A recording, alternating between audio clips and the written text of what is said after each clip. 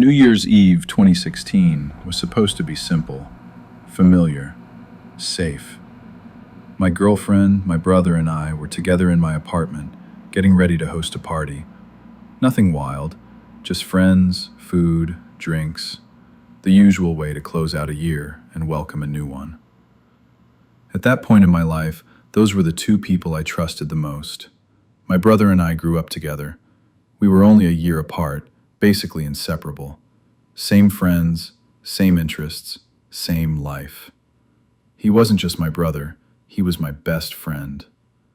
And my girlfriend, well, she was someone I believed loved me, someone I thought I knew.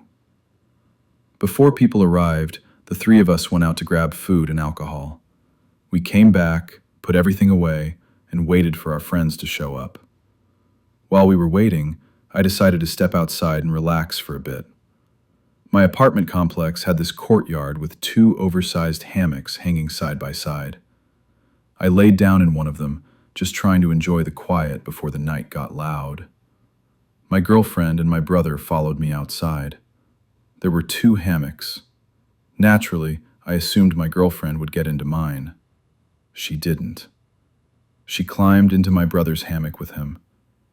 I remember just staring for a second, trying to process it.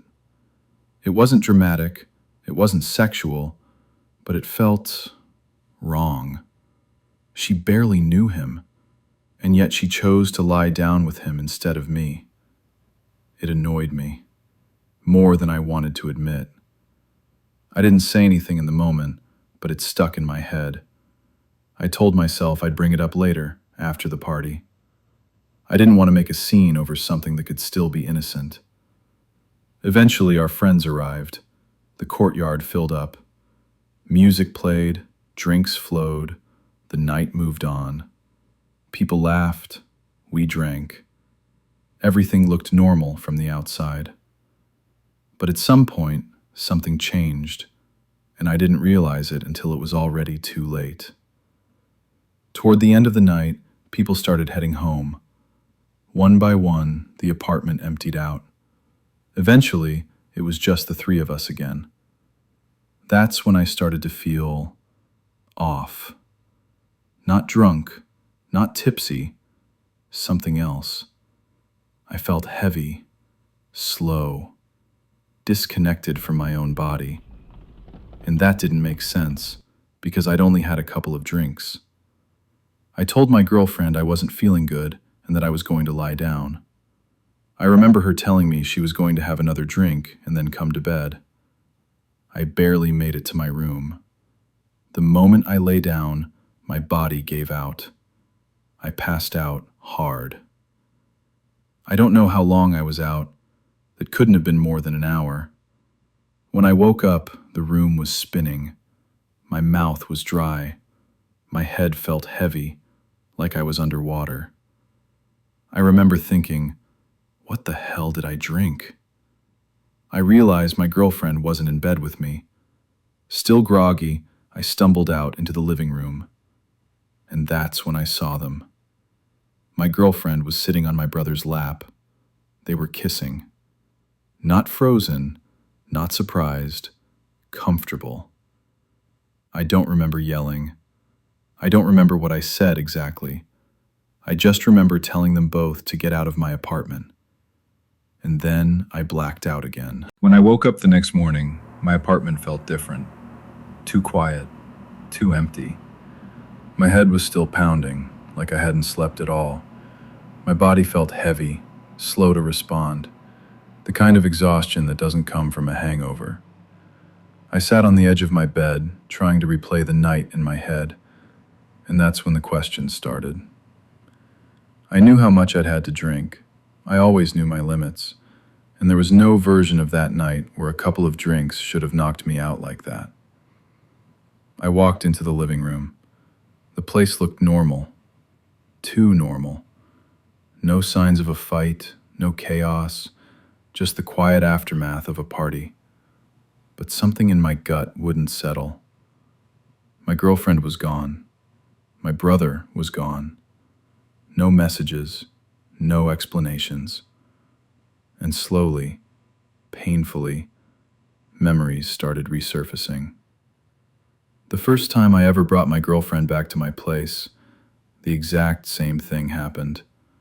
We had gone out, I'd had a few drinks, and then nothing. I woke up hours later, confused, groggy, unable to remember how I even got to bed. Back then, I laughed it off. I used to joke with her about it. I'd say things like, "What did you do, roofie me?" She never laughed. Not once. She'd get defensive, cold, almost offended. At the time, I thought I was just being stupid, that maybe I drank more than I remembered.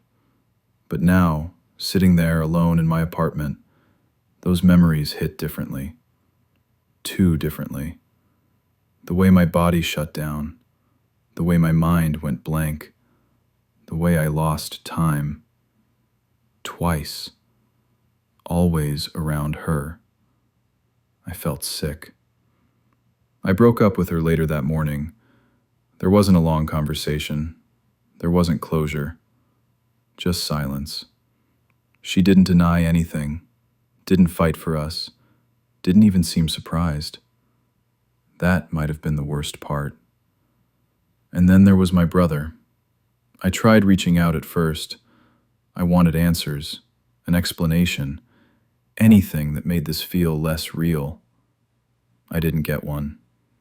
No apology, no accountability, just distance. That hurt more than I ever expected. We weren't just siblings, we were a unit.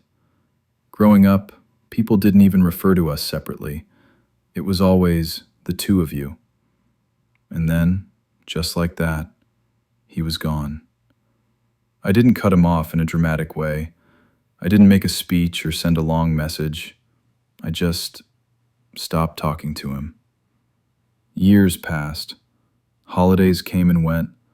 Birthdays were skipped. Family gatherings felt incomplete. And every once in a while, something would trigger it. A memory, a song, a random New Year's Eve, and I'd feel that same tightness in my chest. Not just betrayal, but loss. Because when someone you trust crosses a line like that, you don't just lose them, you lose the version of your life where you believed you were safe around them. To this day, I still don't know exactly what happened that night. I don't have proof. I don't have answers. Just patterns. And instincts I wish I'd listened to sooner. Some things are harder to accept without certainty, but some truths don't need confirmation to be real. I know how my body felt. I know what I saw. And I know what it cost me. That night didn't just end a relationship. It ended a bond I thought would last a lifetime. There are nights that don't end when the sun comes up. That night never really ended for me. For a long time, I tried to pretend it was just a bad memory, something ugly I could lock away and move past. But betrayal doesn't work like that. It doesn't stay contained. It leaks into everything. Trust became complicated. I started questioning my instincts, my memories, even my own body. If someone that close to me could cross a line like that, if two people I trusted without hesitation could be capable of it, then what did that say about my judgment? That question haunted me. I replayed the night over and over, searching for a moment I could point to and say, that's where everything went wrong. But the truth is, it wasn't one moment. It was a series of small things I ignored. Things that didn't feel big enough at the time to stop everything. The hammock. The way I felt before I passed out. The way she reacted when I joked about being roofied months earlier. None of those moments scream danger on their own. Together, they tell a different story. What hurts the most isn't even the relationship ending. It's the silence that followed. My brother and I didn't fight. We didn't yell. We didn't confront each other and clear the air. We just stopped existing in each other's lives. No closure, no explanation. That kind of ending leaves a permanent mark. It's like a door that never fully closes, just stays slightly open, letting cold air in when you least expect it. Years later, it still catches up to me.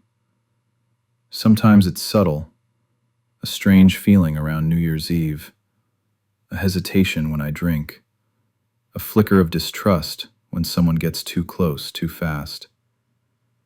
Other times, it's heavier. I think about how close we were as kids, how we protected each other, how we swore nothing could ever come between us. And I wonder if he thinks about it too. I wonder if he knows what he took from me. Because it wasn't just a relationship. It wasn't just a moment. It was the belief that family is untouchable, that some lines simply don't get crossed. That belief died that night. I don't talk about this story often, not because I'm ashamed, but because people don't always know what to do with it. There's no neat resolution, no lesson wrapped in a bow, just consequences. I learned to trust slower, to protect myself more carefully, to listen when something feels off, even if I can't explain why. And maybe that's the only meaning I get to take from it. Some betrayals don't come with justice. They come with distance, with absence. And you carry that quietly, hoping it weighs a little less with time. It still haunts me sometimes, but it no longer defines me. I survived it. I learned from it. And I refuse to let it harden me completely. Because if there's one thing worse than being betrayed, it's letting that betrayal decide who you become.